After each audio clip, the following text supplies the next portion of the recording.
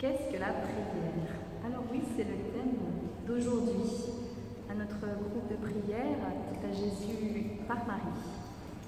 Qu'est-ce que la prière? Eh bien, c'est le thème de l'enseignement que nous vous proposons aujourd'hui. Alors, je vous propose de commencer tout d'abord par une définition qui m'est proposée par le catéchisme de l'Église catholique, alors le CEC pour les intimes. Alors, qu'est-ce qu'il nous dit?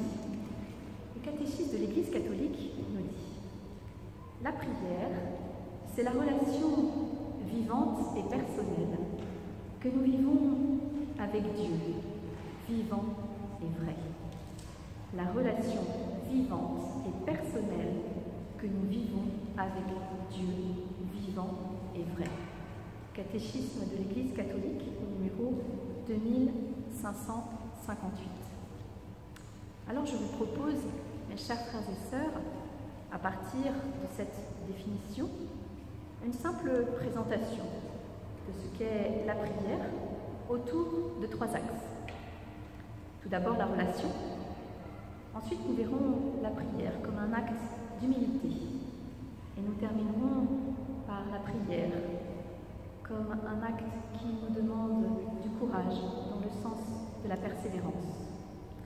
Alors pour ce faire, je vais étayer mes propos par un certain nombre de versets bibliques, quelques paroles de saints et de saintes, ainsi que quelques citations du pape François. Qu'est-ce que la prière?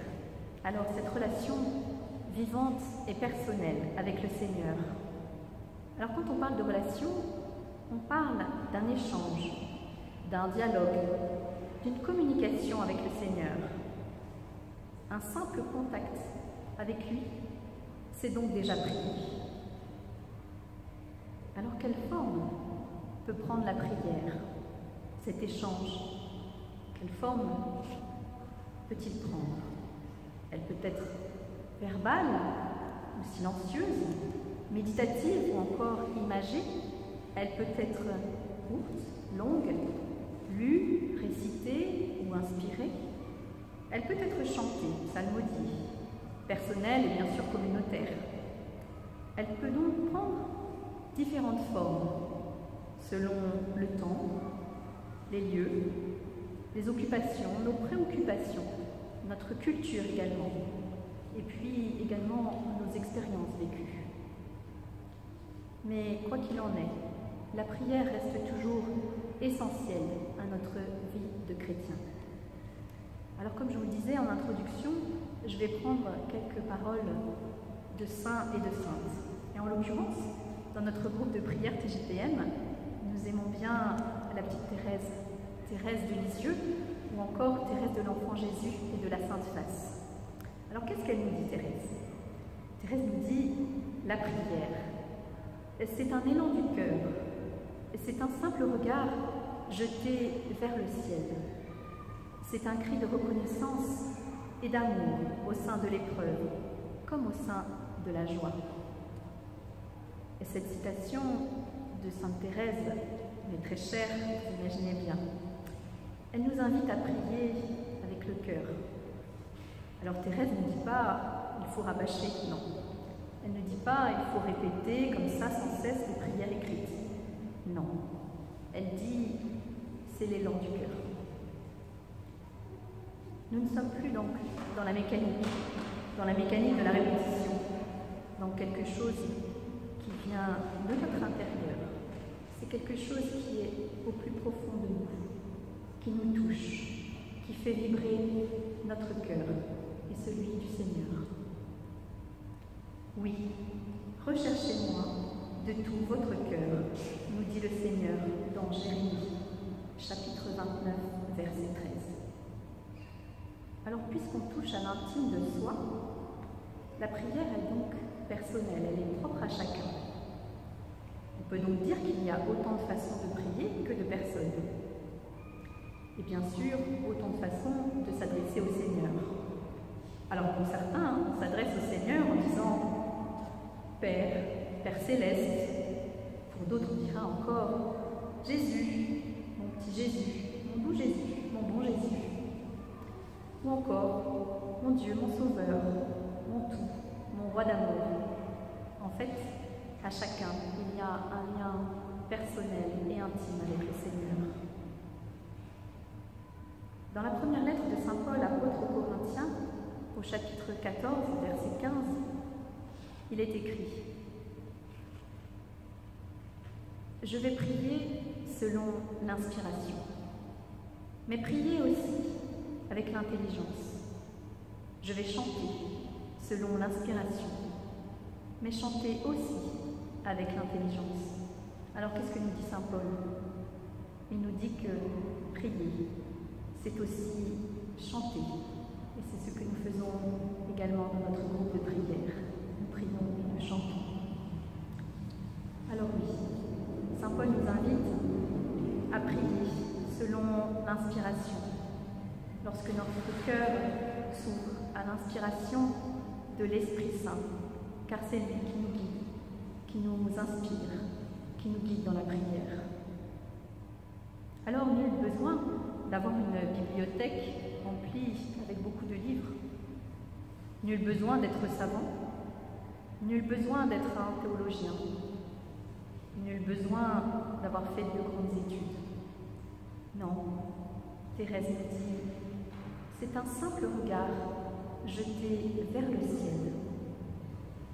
Le dialogue avec le Seigneur est donc simple. Il suffit juste de vouloir.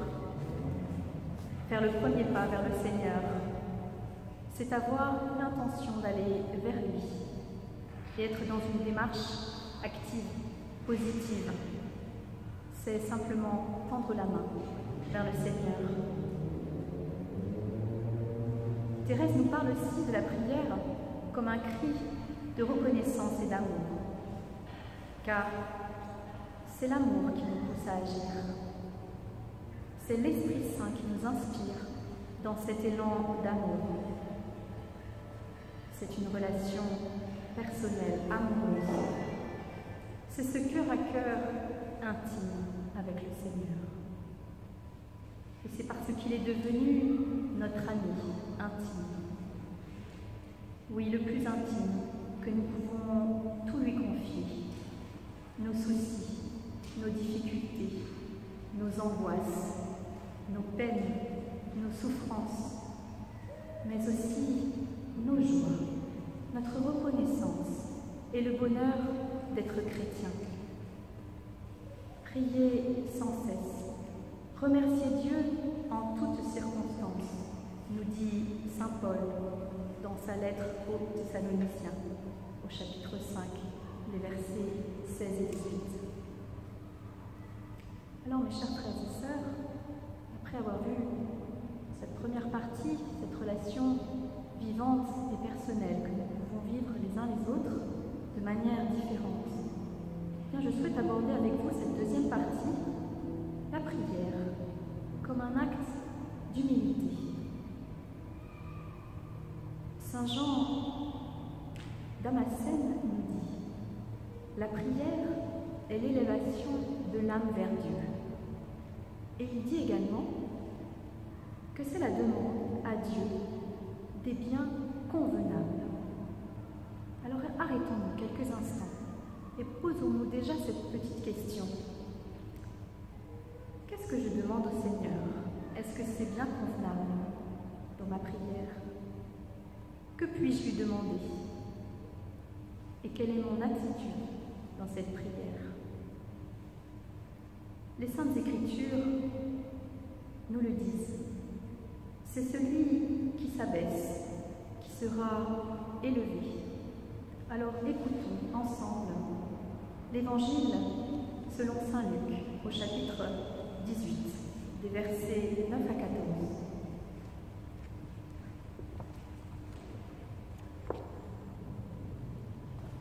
À l'adresse de certains qui étaient convaincus d'être justes et qui méprisaient les autres, Jésus dit la parabole que voici. Deux hommes montaient au temple pour prier. L'un était pharisien et l'autre publicain, c'est-à-dire un collecteur d'impôts. Le pharisien se tenait debout et priait en lui-même. Mon Dieu, je te rends grâce parce que je ne suis pas comme les autres hommes. Ils sont voleurs, injustes, adultères, ou encore comme ce publicain.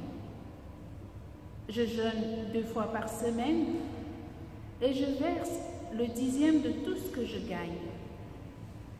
Le publicain, lui, se tenait à distance et n'osait même pas lever les yeux vers le ciel. Mais il se frappait la poitrine en disant « Mon Dieu, montre-toi favorable au pécheur que je suis. »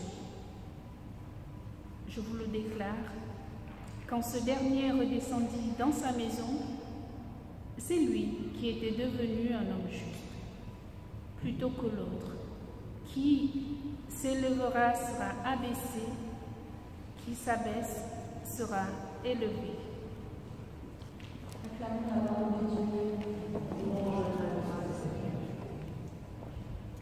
Alors, notre prière, vous l'avez bien compris, elle doit être pleine d'humilité.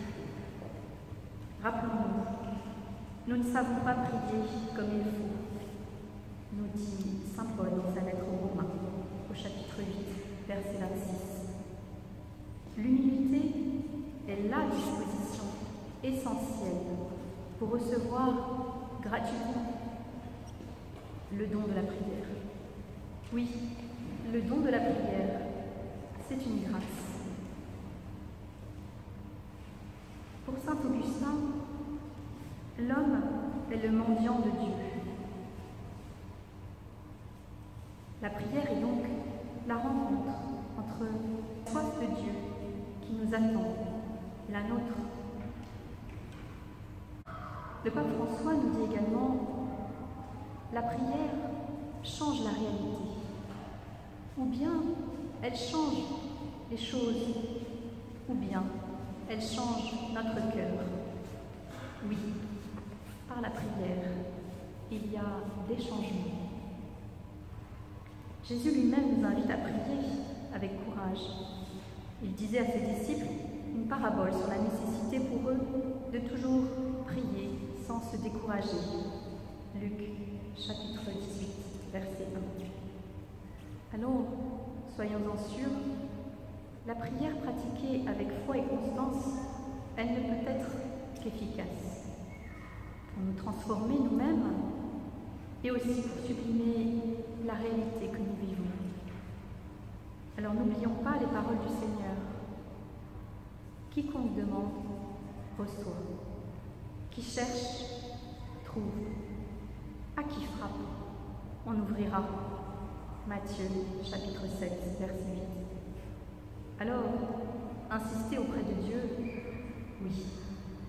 Insister auprès de Dieu, oui, mais ce n'est pas pour le convaincre lui, parce qu'il sait tout, il connaît tout, il voit tout. Oui. Insister auprès de Dieu, mais ce n'est que pour fortifier notre foi, augmenter notre patience et fortifier nos faiblesses. C'est aussi pour augmenter notre capacité à lutter avec lui pour les choses qui sont importantes et nécessaires.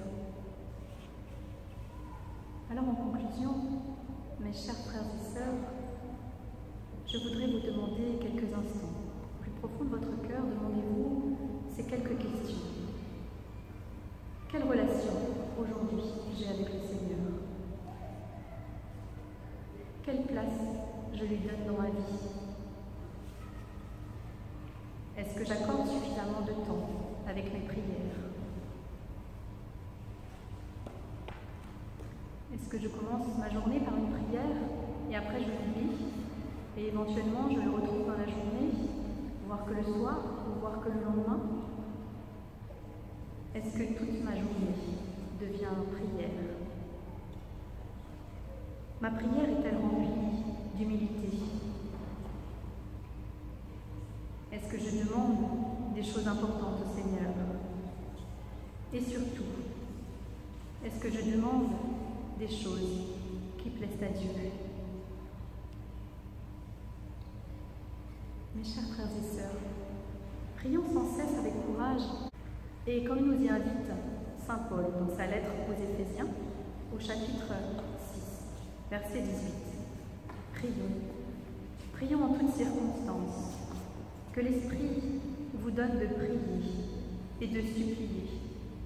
Restez éveillés, soyez assidus à la supplication pour tous les fidèles.